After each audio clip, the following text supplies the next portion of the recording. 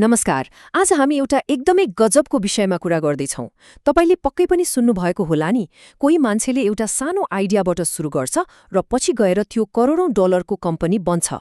तर यो शून्यबाट शिखरसम्म पुग्ने स्टार्टअप यात्रा खासमा कसरी काम गर्छ त? आज हामी यही उच्च जोखिम र उच्च प्रतिफल भएको स्टार्टअप फन्डिङको दुनियाँलाई एकदमै सरल तरिकाले बुझ्नेछौँ। यसको लागि हामी एउटा काल्पनिक संस्थापकको कथा पछ्याउनेछौँ। कसरी फन्डिङ जुट्छ, संस्थापकको स्वामित्व कसरी बाँडिन्छ र समग्र कम्पनीको आकार कसरी जादुमय तरिकाले बढ्दै जान्छ भन्ने कुरा हामी हेर्नेछौँ। ल, अब ढिला नगरी सुरु गरौँ।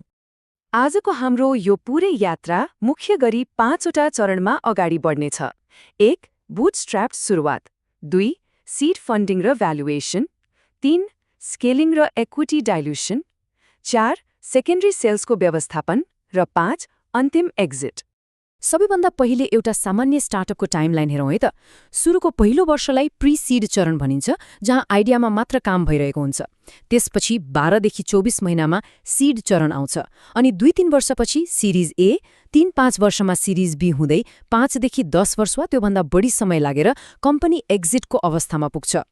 यहाँ बुझ्नुपर्ने सबसे भन्दा महत्त्वपूर्ण कुरा के हो भने, हरेक नयाँ चरणमा पुग्दा संस्थापकहरूले लगानीकर्ताहरूलाई फरक फरक कुरा प्रमाणित गरेर देखाउनुपर्ने हुन्छ। प्री-सीडमा आइडिया मात्र भए पुग्छ भने सिरिज एमा पुग्दा कम्पनीले बजारमा राम्रो व्यापार गरिरहेको प्रमाण पेश गर्नुपर्छ। ल, अब हाम्रो पहिलो चरणबाट कथा सुरु गरौँ। बुटस्ट्र्याप्ड सुरुवात। मानौ हाम्रो एउटा साथी छ, राम। रामले बिल्कुलै शून्यबाट एउटा सफ्टवेयर कम्पनी सुरु गर्दैछन्। उनले बाहिरबाट कसैसँग पैसा मागेका छैनन्। आफ्नै व्यक्तिगत बचत र पछि व्यवसायबाट आएको थोरै आम्दानीले नै कम्पनी चलाइरहेका छन्। हो, यस्तो अवस्थालाई नै बुटस्ट्र्याप्ड कम्पनी भनिन्छ। अहिले यो सुरुवाती चरणमा रामसँग कम्पनीको 100% अर्थात् 100% स्वामित्व छ। सुन्दा एकदमै राम्रो लाग्छ नि, होइन? तर यसको एउटा ठूलो समस्या छ। बाहिरबाट पैसा नआएपछि रामसँग कम्पनीलाई छिटो बढाउनको लागि पर्याप्त पुँजी नै हुँदैन। यही सीमित पुँजीको समस्या समाधान गर्न हाम्रो दोस्रो चरण आउँछ, सीड फन्डिङ र भ्यालुएसन। आफ्नो प्रोडक्टलाई बजारमा टेस्ट गर्न रामलाई अब पैसा चाहियो। त्यसैले उनी एन्जल इन्भेस्टर अर्थात् सुरुवाती लगानीकर्ताको खोजीमा निस्कन्छन्। जब कम्पनीमा नयाँ पैसा आउँछ, तब कम्पनीको मूल्य कसरी तोकिन्छ त? यहाँनिर पोस्ट मनी भ्यालुएसन भन्ने एउटा महत्त्वपूर्ण कुरा आउँछ। यो भनेको लगानी प्राप्त भइसकेपछिको कम्पनीको कुल मूल्य हो। यसको हिसाब एकदमै सिम्पल छ। प्री मनी भ्यालुएसन अर्थात् लगानी आउनु अघिको कम्पनीको मूल्य प्लस लगानीकर्ताले हालेको नयाँ पैसा। स्टार्टअप बुझ्नको लागि यो आधारभूत गणित बुझ्नै पर्ने हुन्छ। ल, यसलाई रामकै उदाहरणबाट हेरौँ है त। मानौ राम र लगानीकर्ताको सल्लाहमा कम्पनीको प्री मनी भ्यालुएसन 1 करोड रुपैयाँ तोकियो। अब ती एन्जल इन्भेस्टरले 20 लाख रुपैयाँ लगानी गर्ने पक्का भयो। भनेपछि त्यो 1 करोड रुपैयाँमा नयाँ आएको 20 लाख रुपैयाँ जोड्दा कति भयो? 1 करोड 20 लाख रुपैयाँ। हो, यो 1.2 करोड रुपैयाँ नै अब रामको कम्पनीको पोस्ट मनी भ्यालुएसन भयो। नयाँ पैसा थपिएपछि कम्पनीको समग्र मूल्य पनि यसरी नै बढ्छ। अब लागौँ तेस्रो चरणतर्फ, स्केलिङ र इक्विटी डाइल्युसन। जब रामको कम्पनी अझै ठूलो हुन्छ र सिरिज ए लगानीको लागि भेन्चर क्यापिटल अर्थात् VC फर्म लिएर आउँछ, तब इक्विटी डाइल्युसन सुरु हुन्छ। डाइल्युसन सुन्दा अलिक गाह्रो शब्द जस्तो लाग्न सक्छ, तर कुरा सिम्पल छ। नयाँ लगानीकर्तालाई नयाँ शेयरहरू दिँदा राम जस्ता पुराना शेयरहोल्डरहरूको स्वामित्वको प्रतिशत घट्न जान्छ। उनीहरूसँग भएको शेयरको संख्या घट्ने चाहिँ होइन है, केवल कम्पनीको कुल प्रतिशतमा उनीहरूको हिस्सा मात्र घट्ने हो। यसलाई एउटा पाईको रूपमा सोच्नुहोस्। डाइल्युसन हुँदा रामको भागमा पर्ने पाईको टुक्रा साँगुरो त हुन्छ, तर याद राख्नुहोस्, त्यो बेलासम्म पुरै पाईको आकार नै धेरै गुणा ठूलो भइसकेको हुन्छ। यसलाई अझ प्रष्टसँग हेरौँ। सीड राउन्डको लगानीपछि रामको अवस्था कस्तो थियो त? VC फर्म आउनुभन्दा ठिक अगाडि रामसँग कम्पनीको 80% स्वामित्व थियो भने त्यो सुरुको 20 लाख हाल्ने एन्जल इन्भेस्टरसँग 20% स्वामित्व थियो। यो एकदमै सामान्य र प्रष्ट अवस्था हो। तर अब सिरिज एमा मानौ एउटा ठूलो VC फर्मले 20% शेयर लिने गरी करोडौं लगानी गर्यो। यो नयाँ 20% आएपछि राम र एन्जल इन्भेस्टर दुवैको हिस्सा समानुपातिक रूपमा खुम्चिन्छ। रामको 80%बाट घटेर 64% हुन्छ र एन्जल इन्भेस्टरको 20बाट झरेर 16% पुग्छ। हेर्दा प्रतिशत घटेको जस्तो देखिन्छ, तर उनीहरूको त्यो घटेको प्रतिशतको मूल्य पनि पहिलेभन्दा धेरै बढी हुन्छ, किनभने अहिले कम्पनीको टोटल भ्यालुएसन नै आकासिसकेको छ। अनि यो कसको कति सेयर घट्यो, कसको कति बढ्यो भन्ने कुराको हिसाब किताब कहाँ राखिन्छ त? यसको लागि क्याप टेबलको प्रयोग गरिन्छ। तपाईँ यहाँ देख्न सक्नुहुन्छ, यो एउटा साधारण क्याप टेबल हो जहाँ रामसँग 6400 सेयर छ, जुन अहिले 64% हो। यो क्याप टेबल भनेको एउटा मास्टर लेजर नै हो, जसले भविष्यमा आउने हरेक नयाँ लगानीकर्ता र डाइल्युसनको एकदमै सूक्ष्म रेकर्ड राख्ने काम गर्छ। अब आउँछ चौथो र एउटा एकदमै महत्त्वपूर्ण पाटो, सेकेन्डरी सेल्सको व्यवस्थापन। स्टार्टअप सुरु गरेको 7-8 वर्षपछि राम जस्ता संस्थापकहरूको जीवनमा एउटा गजबको तनाव सुरु हुन्छ। भ्यालुएसनको हिसाबले हेर्दा रामसँग $1.5 करोड बराबरको सम्पत्ति छ। उनी करोडपति हुन्, तर त्यो सबै कागजमा मात्रै छ।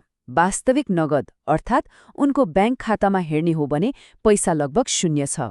यता घरमा खर्च बढिरहेको छ, नयाँ घर किन्नु छ, बच्चाको पढाइ छ, वा अचानक केही मेडिकल इमर्जेन्सी पर्न सक्छ। कागजमा करोडपति तर खल्तीमा सुक्खा हुनुको यो तनावले साँच्चै नै संस्थापकहरूलाई गाह्रो बनाउँछ। हो, यही तनावलाई रिलिज गर्ने एउटा भल्भ हो सेकेन्डरी सेल्स।